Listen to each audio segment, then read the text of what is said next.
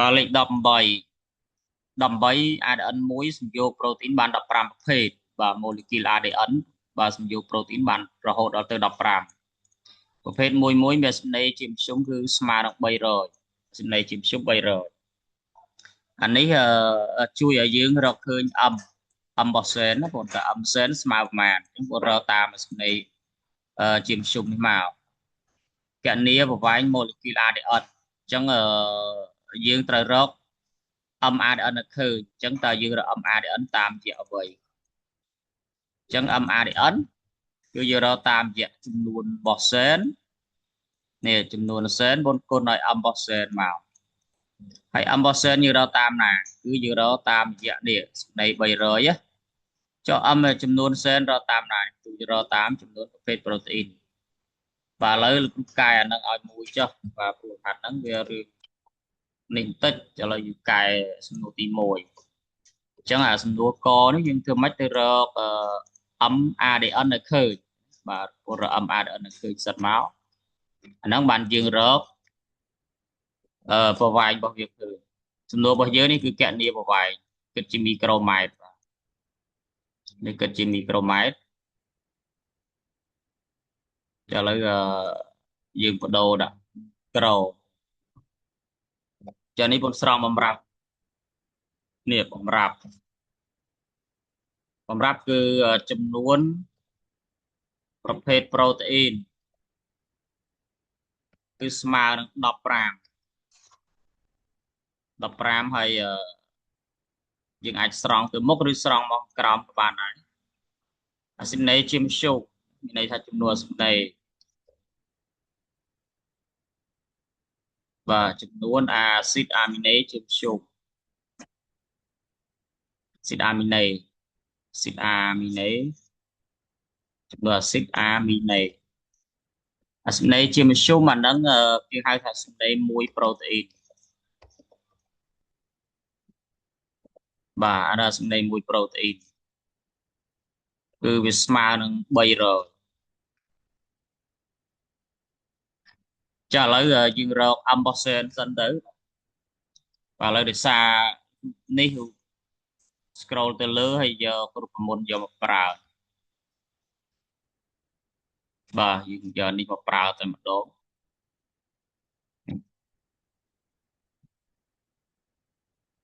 ដោយ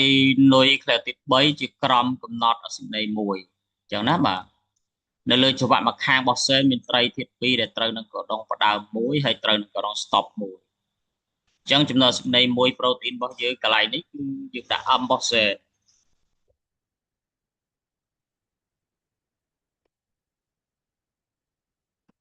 បាទអំរបស់សែនលើ6នេះយើងដាក់ចែកឲ្យ6ហើយដកឲ្យ2បាទតែយើងចង់បាននោះគឺអំរបស់សែនអញ្ចឹងបើដាក់ស្មើមកយកសម្ដីបាទ copy ទាំងអានេះមកហើយចាំលុបចេញវិញបាទគឺបូកឲ្យ2អញ្ចឹងមកសំណេរចំនួនសំណេរមួយប្រូតេអ៊ីនបូក2បាទបងគុណនឹង6ទៅអញ្ចឹងយើងស្មើមកគឺសំណេររបស់យើងមួយប្រូតេអ៊ីនគឺ300យើងបូកឲ្យ2ទៅបាន302ហើយគុណនឹង6មកអញ្ចឹងស្មើមកឥឡូវយើង300គុណបូកឲ្យ2យើងបាន302ហើយគុណឲ្យ6 18 12បាទ18 12នេះអាស៊ីដអាមីណេសន្ទុះនុយក្លេអូទីតនេះ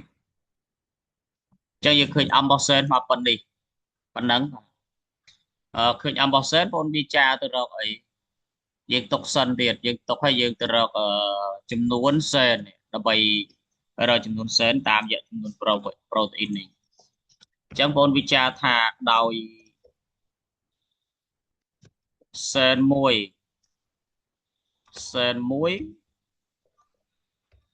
ដឹកនាំសំយោគប្រូតេអ៊ីនបាទ1 ប្រភេទចាំមកទឹកដមសំយោគមួយប្រភេទប្រូតេអ៊ីនឬប្រូតេអ៊ីនមួយប្រភេទនេះសែនមួយហើយប្រូតេអ៊ីនមួយចាបងចឹងអាហ្នឹងស្មើគ្នាអត់គឺស្មើគ្នាចឹងបងទាញបានចំនួនសែនគឺស្មើចំនួនប្រូតេអ៊ីនចឹងស្មើប៉ុន្មានស្មើ15បើស្មើ15ណាឃើញទេចឹងកន្លែងហ្នឹងគឺជាចំណុចមួយសំខាន់ដែរបងត្រូវរៀនចេះអាហ្នឹងបាទធ្វើម៉េចឲ្យចេះអាហ្នឹងមកចេះចំនួនពីប្រូតេអ៊ីនមករកអីមករកចំនួនសែនឃើញទេពេលខ្លះគេយើងស្គាល់ចំនួនសែនតែគេចង់បានចំនួនប្រូតេអ៊ីនវិញយើងវិចារដូចគ្នាចឹងស្មើនេះចឹងមកអញ្ចឹងយើងបានដាក់ថាយើងបាន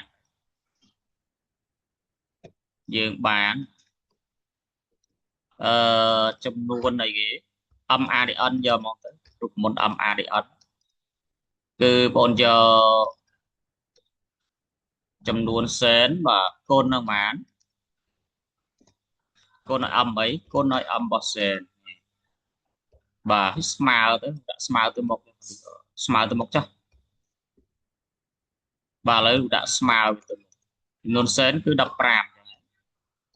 បាទហើយពុតគុណឲ្យ M របស់សែន18 12មក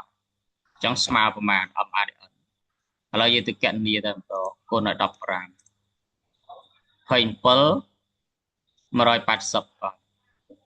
27 180បាទហ្នឹងនុយក្លេអូទីតបាទឃើញ MRDN យើងអាចរកអីឃើញគឺប្រវាយនេះឃើញទេពុតរកប្រវាយ MRDN មកអញ្ចឹងបងអាចវិចារបានដោយពីនុយក្លេអូទីត1ទៅនុយក្លេអូទីតបាទមួយទៀតប្រវាយ 0.34 ណាណូម៉ែត្រអញ្ចឹងបងទាញបាននាំឲ្យបាទយើងដាក់ L លើបាទគឺ LADN គុណស្មើ M របស់ ADN ចែក2ហើយយើងគុណនឹងប៉ុន្មានគឺ0.34មកបាទគុណ0.34ហើយស្មើទៅមុខចាស់ពេលប្រឡងấyបងសេចចុះក្រោមមកបាច់ស្មើទៅមុខទេតែបើស្មើត្រឹមប៉ុន្មានតិចតួចទេវាអត់អីទេកុំដាក់វែងពេក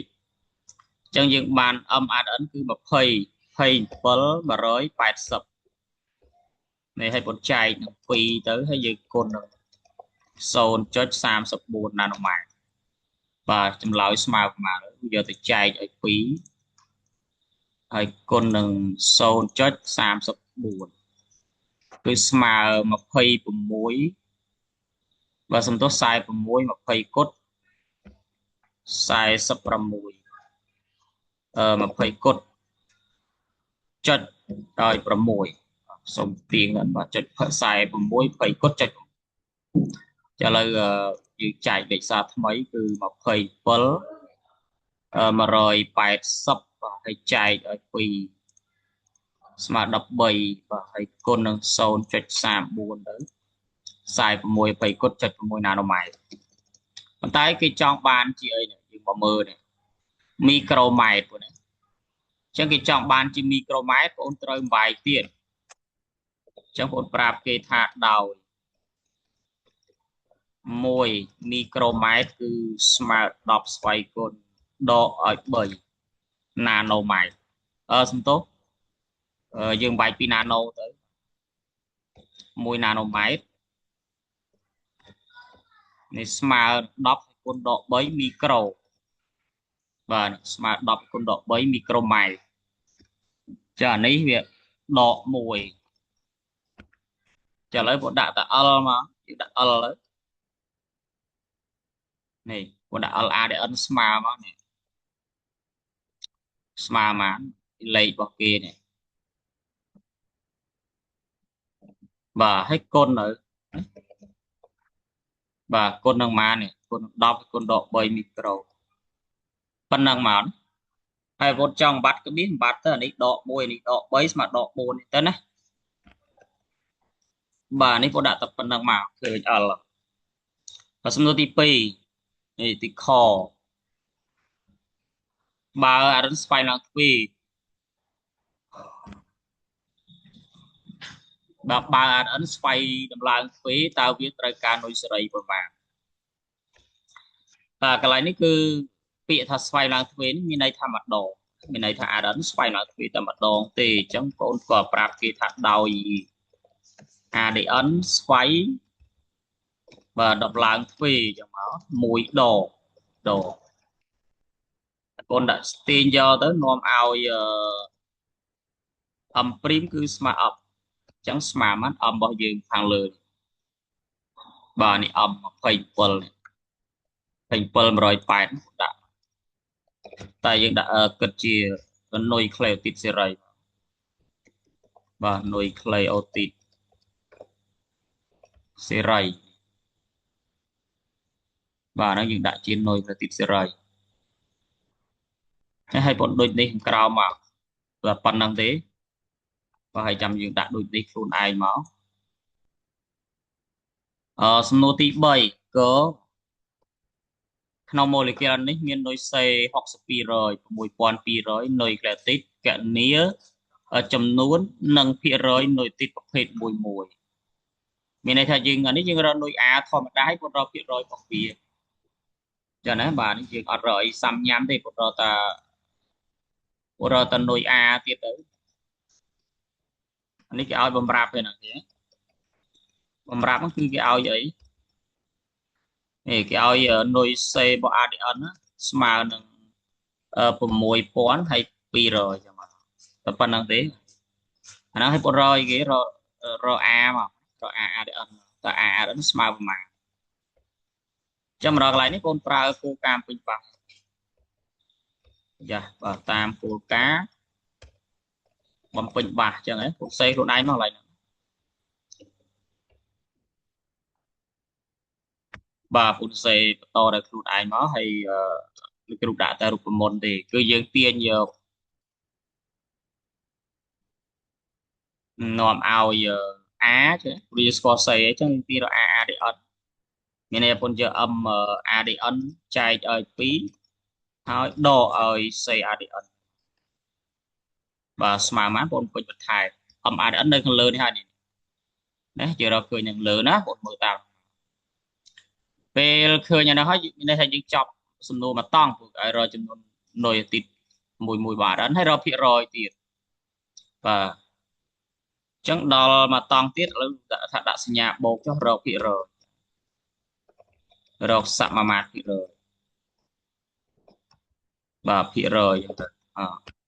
ចាហ្នឹងយើងប្រើរូបមន្តតាមរូបមន្តភាគរយ A អញ្ចឹងណាភាគរយ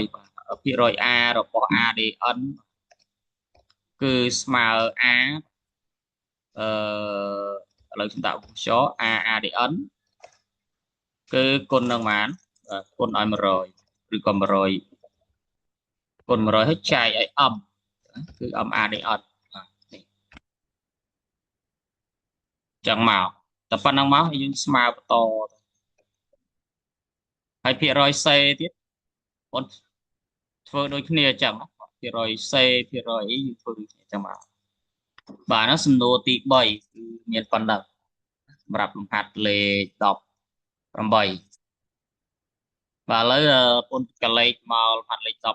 19 stop មួយសិន